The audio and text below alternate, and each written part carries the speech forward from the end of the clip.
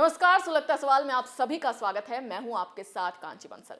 बंगाल से एक बेहद ही चौंकाने वाली खबर सामने आई है। कहा जा रहा है कि ममता बनर्जी की पार्टी टीएमसी की मान्यता रद्द हो सकती है और तो और पार्टी का लोगो भी वापस लिया जा सकता है। ये हम नहीं बल्कि कोलकाता हाईकोर्ट के जज अभिजीत गंगोपाध्याय कह रहे हैं।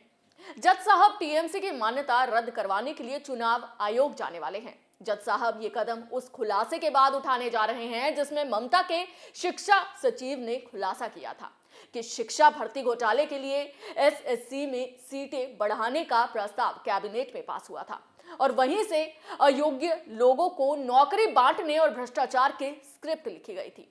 यानी कि ममता सरकार की मिलीभगत से अरबों करोड़ों के घोटाले को अंजाम दिया गया और तो और पूर्व के साथ साथ वर्तमान शिक्षा मंत्री भी इस घोटाले में बराबरी से शामिल है। इस खुलासे ने न सिर्फ जज साहब के होश उड़ा दिए हैं बल्कि बंगाल का सियासी पारा भी हाई कर दिया है, जिसके बाद जज साहब ममता की पार्टी के खिलाफ एक्शन लेने के लिए तैयार हो गए हैं। इस घोटाले से अब तमाम सवाल सुलग रहे हैं। क्या चुनाव आयोग करेगा टीएमसी की मान्यता रद्द? क्यों ममता की पार्टी पर एक्शन लेंगे जज? शिक्षक भर्ती घोटाले में कैसे फंसी ममता? क्या बंगाल में जाने वाली है ममता की कुर्सी? इन सवालों ने बंगाल में बवाल मचा दिया है और टीएमसी में खलबली पैदा कर दी है, क्योंकि अगर जज साहब जल्द चुनाव आयोग जाकर टीएमसी की मान्यता रद्द करने की मांग करते हैं तो बंगाल में ममता बर्बाद हो जाएगी। क्योंकि सत्ता की लालसा में अंधी होकर ममता बनर्जी नोट कमाने के लिए पार्टी का गलत इस्तेमाल कर रही हैं और शिक्षक भर्ती घोटाले में उनके शिक्षा सचिव जो खुलासे कर रहे हैं उससे तो कोलकाता हाईकोर्ट के न्यायमूर्ति अभिजीत गंगोपाध्याय के होश ही उड़ गए हैं। अभिजीत गंगोपाध्याय का कहना है कि अब किसी को भी भारत के संविधान के साथ कुछ भी करने का अधिकार नहीं है। मुझे चुनाव आयोग से तृणमूल कांग्रेस की एक राजनीतिक दल के रूप में मान्यता रद्द करने और उसकी पार्टी का लोगो वापस लेने के लिए कहना पड़ सकता है। तो अब जज साहब ममता की गैंग के भ्रष्टाचार के खिलाफ पूरे एक्शन मोड में हैं। उनको गुस्सा तब आया जब पेशी के दौरान राज्य के शिक्षा सचिव मनीष जैन ने खुलासा किया एसएससी में अवैध रूप से नियुक्ति पाने वालों के लिए एक्स्ट्रा सीटें बढ़ाने का निर्णय पश्चिम बंगाल कैबिनेट ने लिया था। तो सोचिए, राज्य की कैबिनेट मीटिंग हो रही है तो जाहिर सी बात है कि ममता बनर्जी भी उसमें शामिल होंगी। और सबसे बड़ा खुलासा ये था कि राज्य के शिक्षा मंत्री ब्रत्य बसु ने यह आदेश दिया था, यानी कि ममता का एक दो नेता नहीं बल्कि पूरी गैंग घोटालेबाज है। इसके बाद न्यायमूर्ति गंगोपाध्याय ने सवाल किया कि अवैध रूप से नियुक्त अपात्र उम्मीदवारों को समायोजित करने के लिए राज्य मंत्रिमंडल इस तरह का निर्णय कैसे ले सकता है। जिसके बाद जज साहब ने कहा कि राज्य मंत्रिमंडल को ये घोषणा करनी होगी कि वो अवैध नियुक्तियों के समर्थन में नहीं है और अतिरिक्त शिक्षकों की नियुक्ति के लिए 19 मई को अधिसूचना वापस ले लेंगे, नहीं तो मैं ऐसा फैसला लूंगा जो देश में अभूतपूर्व है। मुझे लगता है कि या तो लोकतंत्र सही हाथों में नहीं है या लोकतंत्र की संपत्ति नहीं पनपी है।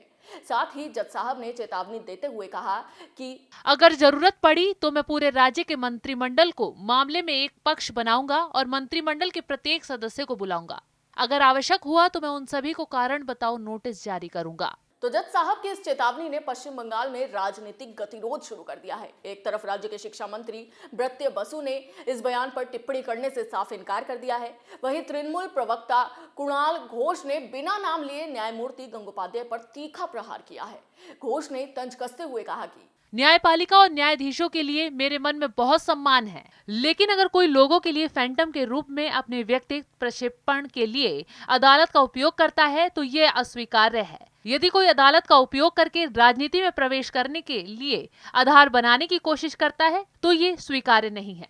अगर कोई जज की कुर्सी पर बैठने वाला मेरी पार्टी की मान्यता रद्द करने की धमकी देता है तो मैं उसे मिठाई नहीं खिलाऊंगा। किसी को भी यह अधिकार नहीं है कि वह अपनी राजनीतिक इच्छा सूची व्यक्त कर न्यायाधीश की कुर्सी का दुरुपयोग करे। हैरानी होती है इस तरह के नेताओं पर जिनकी सरकार के लोग ही कबूल कर रहे हैं कि ऊपर से लेकर नीचे तक भ्रष्ट नेता बैठे हैं।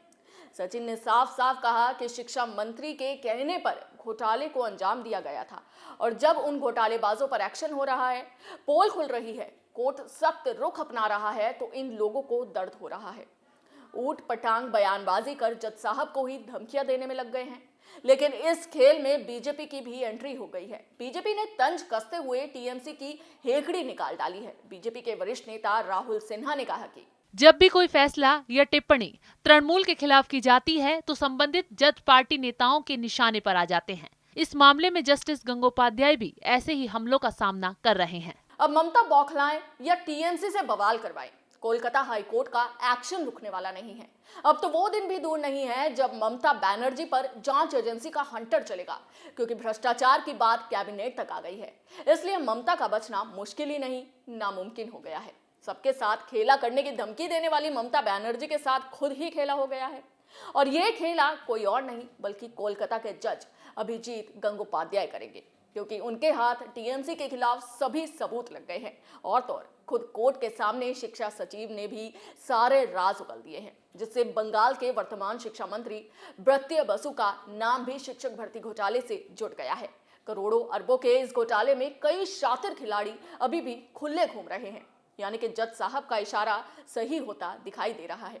अब कैसे वर्तमान शिक्षा मंत्री ब्रत्य बसु इस केस में फंसे, तो चलिए ये भी आपको बताते हैं। दरअसल राज्य के शिक्षा सचिव मनीष जैन ने न्यायाधीश अभिजीत गंगोपाध्याय की सिंगल बेंच में दावा किया है कि शिक्षा मंत्री ब्रत्य बसु के कहने पर उन लोगों के लिए शिक्षा के रूप में सीटें बढ़ाई और इन सीटों पर अवैध तरीके से लोगों को नौकरियां बांटी गई।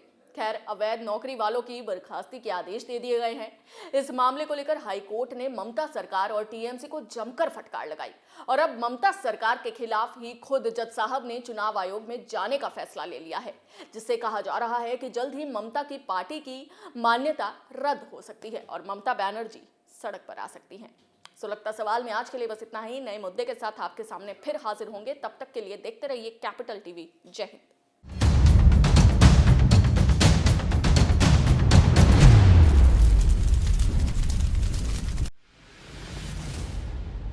मैं राजनीति करता नहीं, पर राजनीति को बहुत गहरे तक समझता हूं। मैं लोगों के बीच रहता हूं, लोगों के मन को अच्छे से जानता हूं।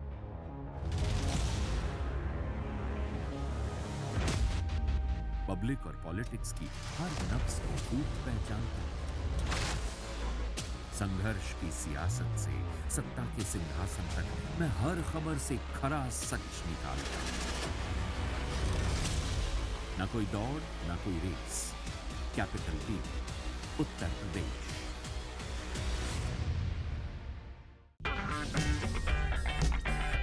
अगर आपको हमारा वीडियो पसंद आया हो तो इसे लाइक करें, हमारे चैनल को सब्सक्राइब करें और हाँ, बेल आइकन दबाना ना भूलें, ताकि आप तक हमारे वीडियो की नोटिफिकेशन पहुंचती रहे। आप अपना सुझाव हमें कमेंट बॉक्स में दे सकते हैं। हमारे साथ जुड़ने के लिए शुक्रिया।